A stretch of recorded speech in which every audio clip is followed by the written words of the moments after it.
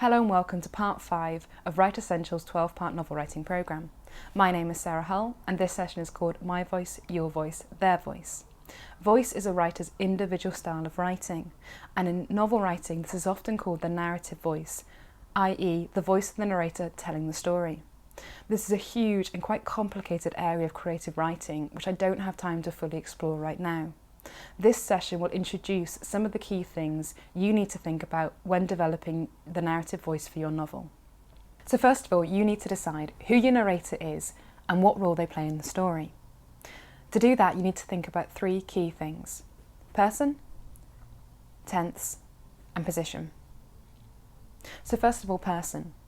Will you be writing in the first person, second person, or third person? If the narrator uses the first person I, that means you're writing a first person narrative. For example, I dropped the last of the tomatoes into the dishwasher. If your narrator only uses the third person, he, she, they, it, you're writing a third person narrative. Such as, Frank smacked his hand down on the table, making Jim, Sid and Beverly jump.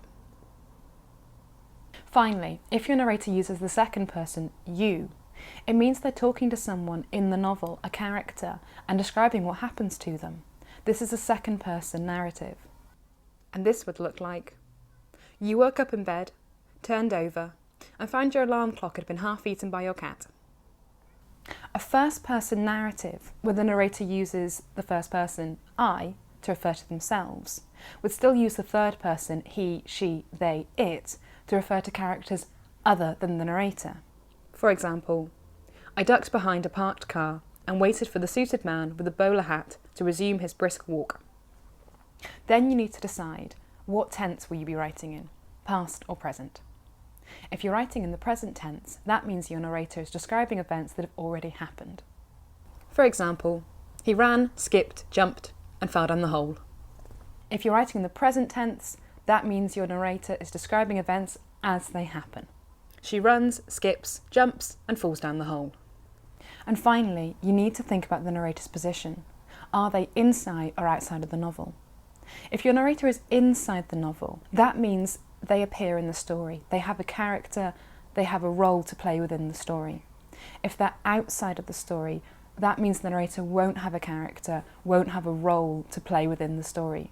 They will simply be the voice through which the story is told.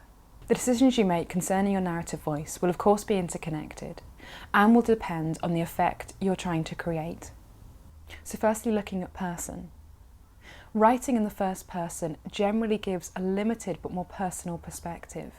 It means the reader only sees what the narrator sees, but also provides a unique insight into that character. It also means the reader connects with that character very quickly, and generally it means they sympathise with that character. Third person is probably the most commonly used and flexible. It means that the narrator isn't involved in the story as a character themselves, but is free to jump around and follow either one character or multiple characters, but always at a slight distance. Second person is a lot less commonly used than third or first person, and is harder to maintain for a whole novel. It means that the narrator appears to be speaking to you, the reader, when they say you, but is actually addressing and talking about a fictional character in the novel. This makes the dynamic between reader, narrator, and the character the narrator is talking to, usually the protagonist, much more complicated. I would recommend using the second person very carefully, if at all. With tense, past tense is probably the more flexible and commonly used of the two. It means the narrator takes up a position after the story has taken place and looks back on it, whether they themselves appear in the story or not. Present tense makes the story more immediate. It draws the reader straight into the action of the story because the events are happening now as the reader is reading them. However, it can be more limited than past tense because it focuses in on a specific time and place. A lot of stories use a combination of past and present tense in order to show 2 different time periods or 2 different story strands, and this can be really effective if done well. And finally, the position your narrator takes. If your narrator is positioned inside the story, they will have a character and they will be affected by the events of the story. Their voice will then be shaped by their characteristics, i.e. their personality and their opinions, and the role they play within the story. So where they are, what they do, and what they know. If your narrator is positioned outside of the novel, in other words, they don't appear in it at all, and is simply the voice through which the story is relayed to the reader, they would almost always use the third-person narrative form. They would also not have a character of their own as such, but they might have discernible characteristics. You can then decide if you would like to have multiple narrative voices, or for your narrator to follow multiple characters. So you can have a first-person perspective, using different characters' points of view. This allows the reader to see the story unfolding from the perspective of multiple characters, and to read the story in multiple voices. This adds variety and can be used effectively to create tension and intrigue. If you're writing in the third person, your narrator might just follow one character, which means the reader only sees what happens to that one character. Or you might choose for the narrator to follow several characters, which means the reader will see what is happening at different times and different places to different characters. Again, this can be used to create intrigue and tension. However, if you're going to jump around and follow different characters, or have multiple character voices telling the story, there's a few things you need to remember.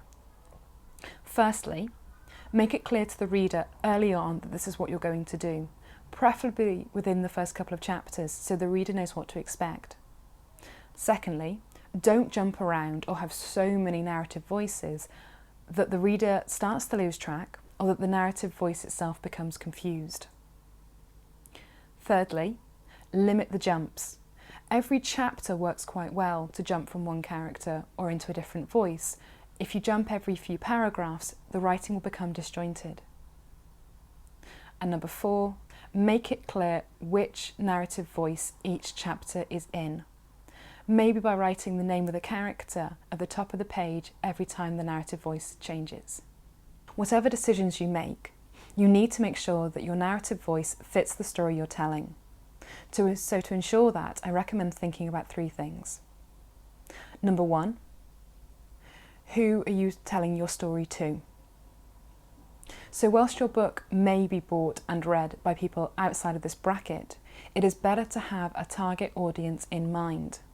If nothing else, I suggest aiming your book at adults, young adults, or children. And if you're going to write for children, choose an age bracket of no more than 3 years. Number 2, what sort of story are you telling?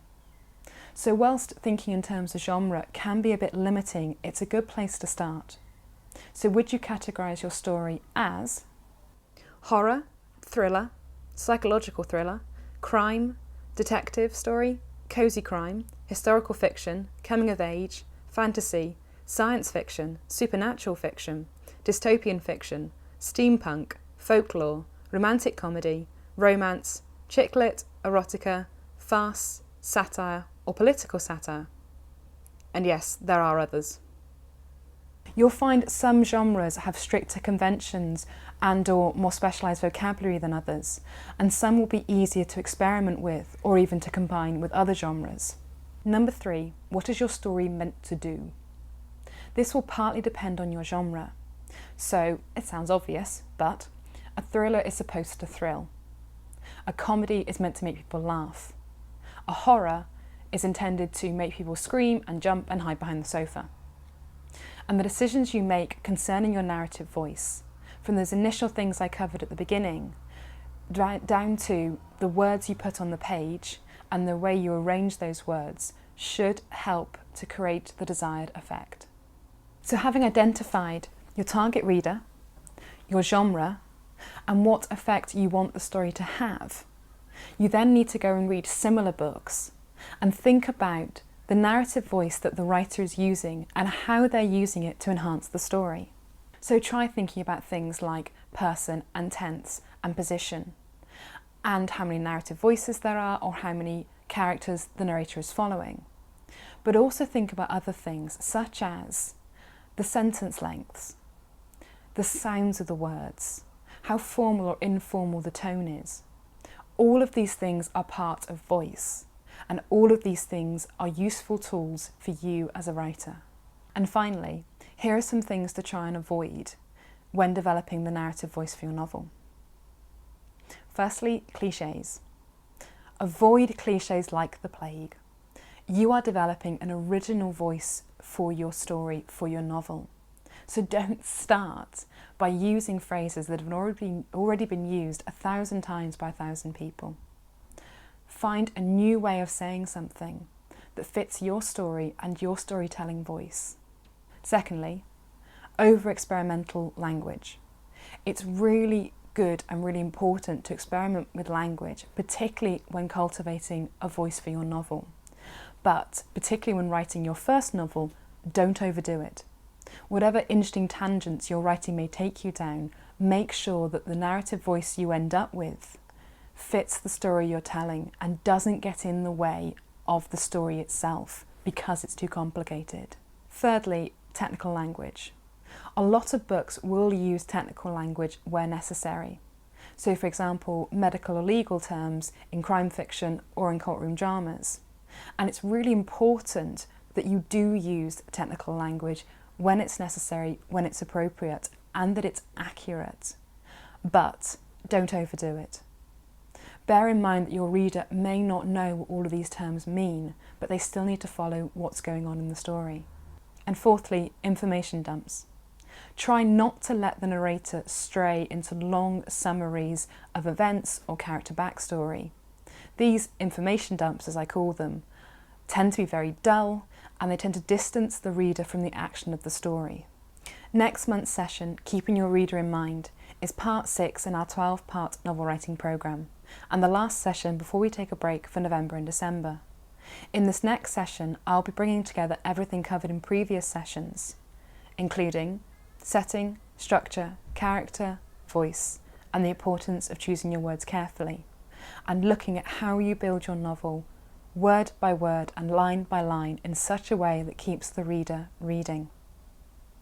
If you're able to join us for the live class, it will be in the White Horse Bar on the Royal Mile at 6 p.m. on Tuesday the 6th of October. Or you can watch the recorded version online from Wednesday the 7th of October. See you soon.